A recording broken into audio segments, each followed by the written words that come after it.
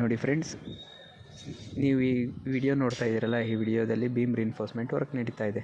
Beam reinforcement work ನಡಿಬೇಕಾದ್ರೆ ನೀವೇನೇನು check ಮಾಡಬೇಕು ಅಂತ ನಾನು ಈ ವಿಡಿಯೋದಲ್ಲಿ ತಿಳಿಸ್ಕೊಡ್ತೀನಿ.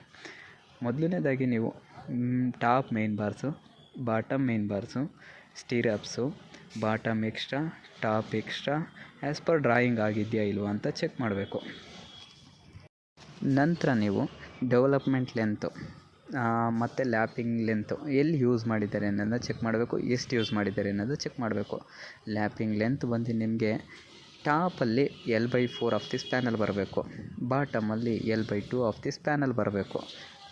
ಅದು ಆ ಥರನೇ ಆಗಿದೆಯಾ ಇಲ್ವಾ ಅನ್ನೋದು ಕೂಡ ನೀವು ಚೆಕ್ ಮಾಡಬೇಕು. ಇದು ವೆರಿ ಇಂಪಾರ್ಟೆಂಟು. ಮತ್ತು ಸ್ಟಿರಪ್ಸಿಗೆ ಅಂತ ಬಂದಾಗ ಸ್ಟಿರಪ್ಸು ನಿಮಗೆ 2 ಲೆಗ್ಡ 4 ಲೆಗ್ಡ್ ಸ್ಟಿರಪ್ಸ್ ಯೂಸ್ ಮಾಡಿದ್ದೀರಾ ಚೆಕ್ ಮಾಡಬೇಕು. ಹುಕ್ ಲೆಂತ್ ಚೆಕ್ ಮಾಡಬೇಕು. ಸ್ಟಿರಪ್ ಸ್ಪೇಸಿಂಗ್ ಚೆಕ್ ಮಾಡಬೇಕಾಗುತ್ತೆ ನೀವು. ಮತ್ತು ಲ್ಯಾಪ್ ಲೆಂತಿಗೆ ಬಂದರೆ ಲ್ಯಾಪ್ ಲೆಂತ್ ನಿಮಗೆ ಮಿನಿಮಮ್ 50D ಯೂಸ್ ಮಾಡಬೇಕು ಆ್ಯಸ್ ಪರ್ IS. ನೆಕ್ಸ್ಟ್ ವಿಡಿಯೋದಲ್ಲಿ ನಾನು ನಿಮಗೆ ತಿಳಿಸ್ಕೊಡೋದು ಟಾಪ್ ಎಕ್ಸ್ಟ್ರಾ, ಬಾಟಮ್ ಎಕ್ಸ್ಟ್ರಾ ಮತ್ತು ಅವೆರಡನ್ನು ಹೇಗೆ ಟೈ ಮಾಡಿರ್ತೀವಿ